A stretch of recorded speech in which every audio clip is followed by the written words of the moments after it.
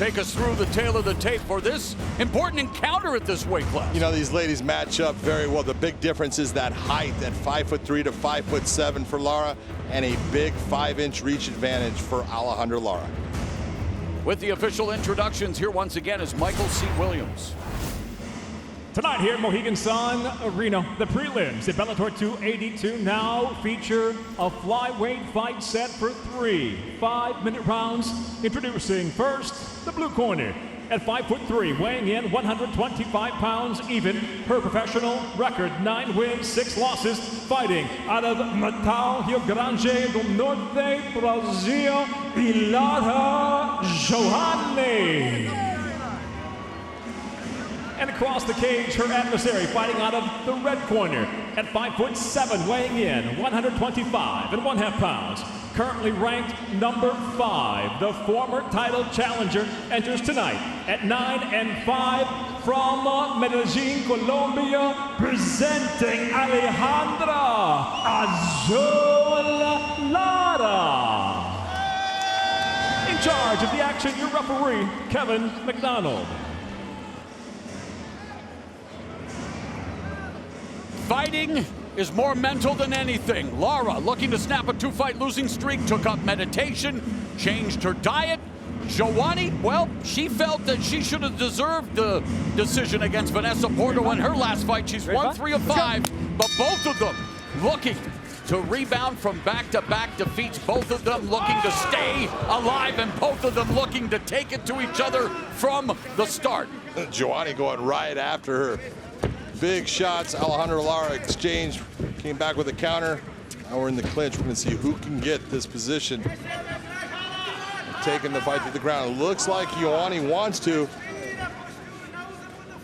Yeah, for Joanne, 6 of her 7 wins via knockout or submission have come in the first round. And for Lara, she has 5 wins, including 4 knockouts in the opening round. And she talked in depth, John, about the changes that she has made in terms of her lifestyle, and knowing that she feels she's much better than her record indicates these days, and is willing to make those sacrifices to remain in the hunt. Well, she's actually fought the top of the food chain as far as here at Bellator. 27. Exactly. She's a young fighter. She had 1 loss coming in. That was to Mazo. She's a good fighter. She is progressing and she's getting better. That's the one thing you see, and I think that's one of the reasons that you see Joanne trying to get the takedown here, because she has seen that Lara has gotten much better on the feet. She's good on the ground, but in the ground and pound position, Joanne can do a lot of damage. And the common thread continues, because Joanne has also been working with a sports psychologist, and nothing that is out of the ordinary, especially these days, in whatever way that can give you the edge. So both of them, again, looking to reverse their fortunes here in Bellator MMA. And of course, Lara looking to reverse position as Joanne secured the takedown, but needs to now make it count. Well, Joanne jump into the back as Lara gave that motion, trying to turn. She's trying to turn inside of the guard now, using the fence as a pressure point that actually helps her in turning here. As Joanne was looking for her 3rd submission win via rear naked choke. But Joanne, if she continues on with this and just holds her position, is able to pop her head out, she's going to come out with back control. Joanne also holds a knee bar. That came in her last submission win over Beck Rollins. There it is. Back in October 2019. Joanne doing a nice job, knowing that all I have to do is continue to just get a little bit further, I'm going to get my head out. She did, takes the back. Now going after the arm, she lost it. Joanne used to work at the front desk for the Pitbull brothers. Here's a scramble. Great job. Job by Joanne to remain in top position, your full mount, John, but she went from working the front desk to becoming a formidable professional fighter, and she's looking to move her Bellator record to 2-2 here tonight. Look, if you work for the Pitbull brothers, you gotta fight.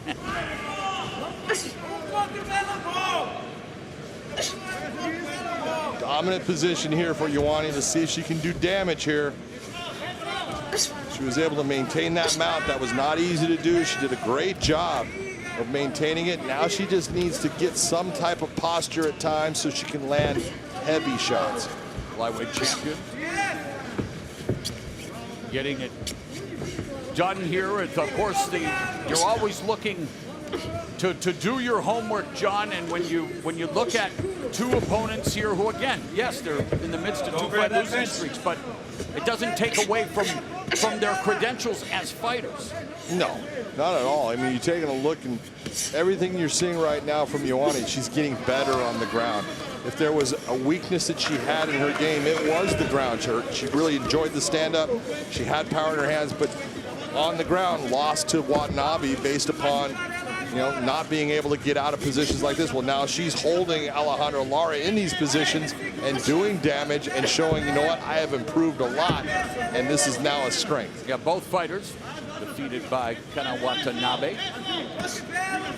Liz Carmouche, the new flyweight champion, and now Joanne again as Lara brings it back to the feet, but Joanne continues to look for that submission. But it's all about position, and now Lara lighting up Joanne on the exit. And she clocked her with the right hand. She clocked her with the right and the left, and has done it multiple times. She buckled Joanne's knees momentarily, Joanne being backed up. But now Lara has to be careful. Oh, and the bell rings. I was going to say Lara has to be careful not to punch herself out, but after being in the clutches of Joanne for so long, she had to empty everything in her arsenal. Round 2. The bell and round number 2. Adjustments you want to see both Lara and Joanne make here in this second round, John. Well, the big adjustment for Alejandra Lara is stay off your back. Don't allow Joanne to get you down. Man, what an exchange. Boy, she's really going after it. And the one thing that we knew, Alejandra Lara has really improved in her stand-up. And normally that was what Joanne was comfortable in, is the stand-up. But as we're watching right now, it appears that Alejandra Lara is actually the one landing the better shots. Lara working with the Grasso family in Mexico. Alexa Grasso, known for her striking, trained by Grasso's dad, as Joanne comes forward but gets countered by Lara before Lara goes for the body lock. And despite the success Lara's had in the stand-up, is wanting to close the distance and maybe try to take Joanne down. Yeah, but there she separates, and that's what you hear in her corner right now with what you're seeing. You want her to stay in the stand-up. She's the one that's been landing the cleaner, harder shots. She's using that reach advantage, and she's causing problems for Joanne. Lara from a southpaw stance. Joanne resetting, stutter step.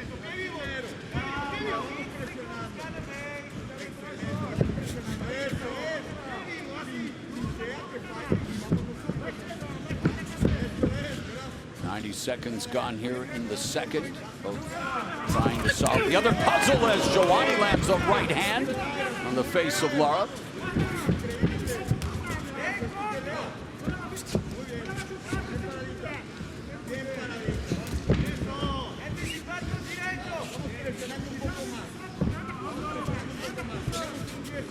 Lara appears to have like a smirk smile on her face, like she knows something. She knows what's coming. Well, Joanne knew coming in, she told us that one of Lara's biggest strengths is her ability to switch bases naturally, and she feels that Lara's weakest aspect is the ground game, but Joanne walked right into the shot, closed the distance, looking for the takedown. Head and arm takedown. And gets it.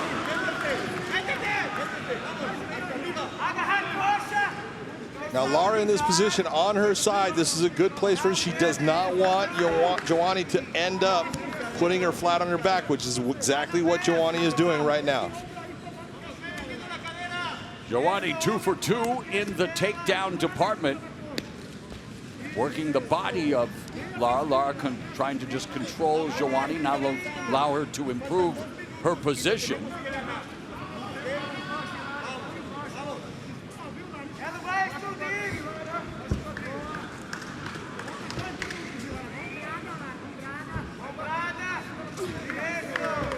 Joanne out striking Lara 2-1 in total strikes, according to our stats, as she lands another up kick from Lara.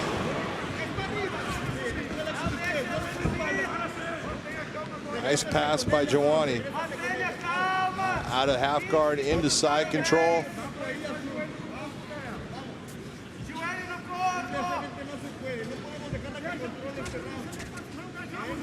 .90 seconds left in the middle frame. Joanne trying to pass guard. But it's in the open half guard of Lara. And Lara trying to, well, momentarily hip escape, but she definitely has to do more and not settle for this position. Easier said than done when you have someone like Joanne on you. Joanne's got, good pressure. You see her figure fouring the one leg. She's trying to hold that hip down. Not trying to do any damage right now, more of just controlling.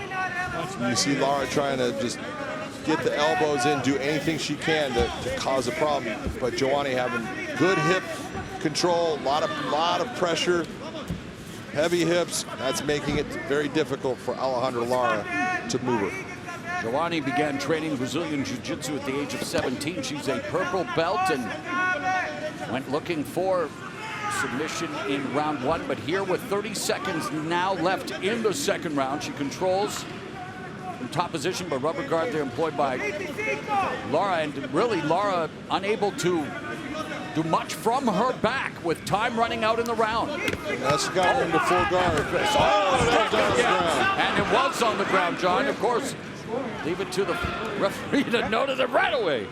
Listen. Hey, turn around. You got up kicked right in the face when you were on your knees. Stay here, okay? Stay here. Just go right over here for me. Okay? Just stay over there. Is the translator?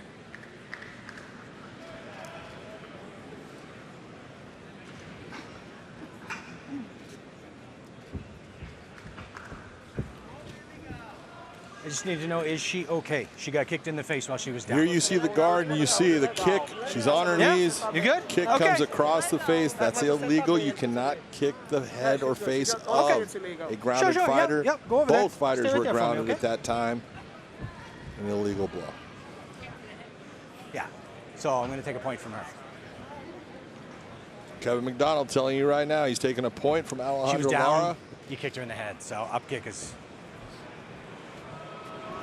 That makes it a round where Alejandra Lara possibly could end up go ahead over there. losing the round by 2 points based Are you upon this. okay The to best she continue? can do really at this point is try to bring it back to even. You sure? At 11 Do you seconds, I want don't think she's doctor? going to be able to do it. No? You sure? You good to fight? Yeah? Okay. Let's continue. Ready, time? I like how they bring in the interpreter and then ask all the questions after they're done. Joanne able to continue, and Lara now knows she has to look for a home run here, and time runs out in the second as she does land that straight right at the bell. Third and finally.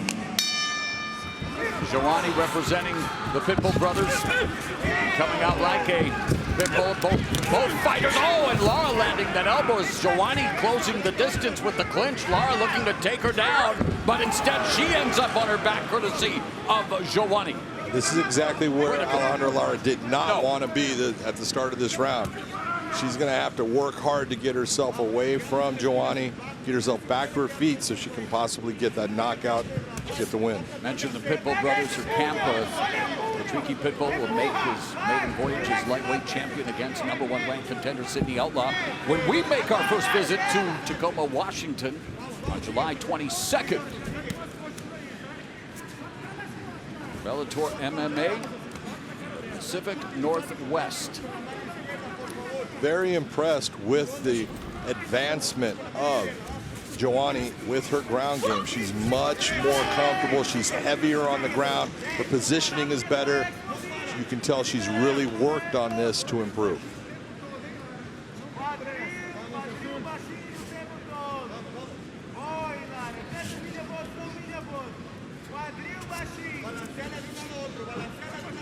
Good heavy shoulder pressure.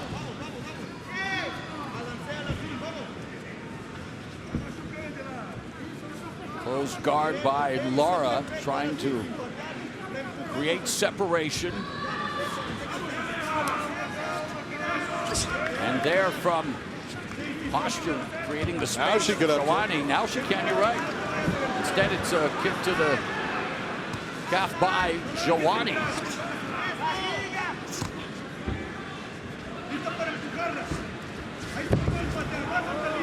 Go behind by Joanne. Looking to put her hooks in. Alejandra Lara has been submitted once. That was via armbar when she challenged then flyweight champion Ilima McFarlane at Bellator 201 back in June of 2018.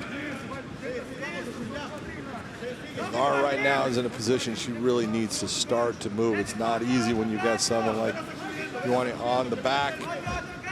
But you see her reaching her hand up, trying to control the head so she can actually posture up and spin.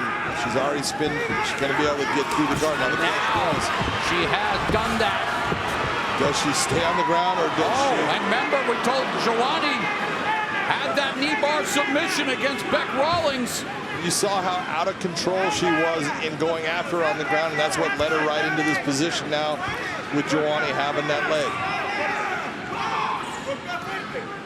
Lara's still in a position. There's no submission attempt right now at all. Now it's completely gone. She's got a lot of work to do. Yes, less than 2 minutes to do it. And again, it's Joanne, though, that continues to control even from her back. And critical time continues to tick away. Ilara Joanne content to hold on, but Alejandra Lara needs to do something drastic and in a hurry. Lara in a position, she's looking for the leg. She's not in a position to get that leg right now and to extend it. She could look towards reaching back, starting to use a hammer fist to create a problem for Joanne from the position she's at. Instead, it's Joanne going to the body with a couple of right hands. And it will be Joanne in top position. A minute left in the fight. That left leg is entwined all the way through. That's going to cause Joanne a problem. She can try to hold the position, but it's going to be tough for her to advance.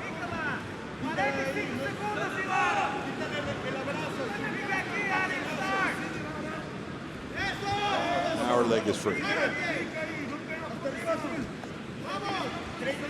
A very impressive fight overall by Joanne. When you look at what she's done with someone on the ground, she's really proved how much she has improved in this area. She's looked fantastic. Side control now. She told us that it was going to be, in this fight, that she was going to show everyone the reason why Bellator MMA signed her, and that she does feel she can still get to the top. It looks like she's going to finish the fight in top position, and it very much looks like Joanne's the one who's going to snap a two-fight losing streak, sending Lara to her third consecutive defeat. But again, that's up to the judges. Great sign of sportsmanship between these two flyweights who go the 15-minute distance. Take a look at those stats. Big difference overall in ground control. And look at the takedowns. 3 of those compared to 0. That's the big difference in this fight.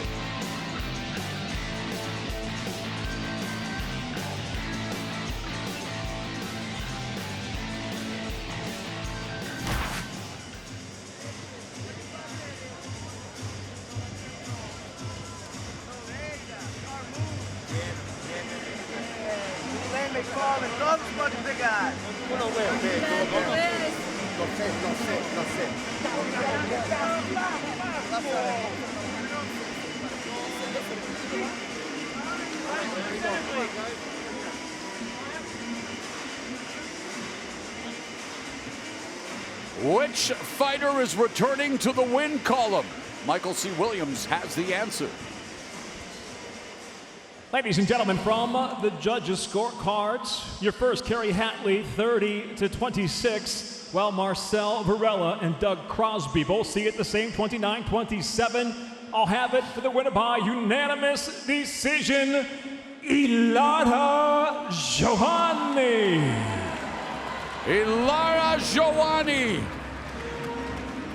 doing a little dance. Hey, Alejandra Lara joining her in a spontaneous dance party as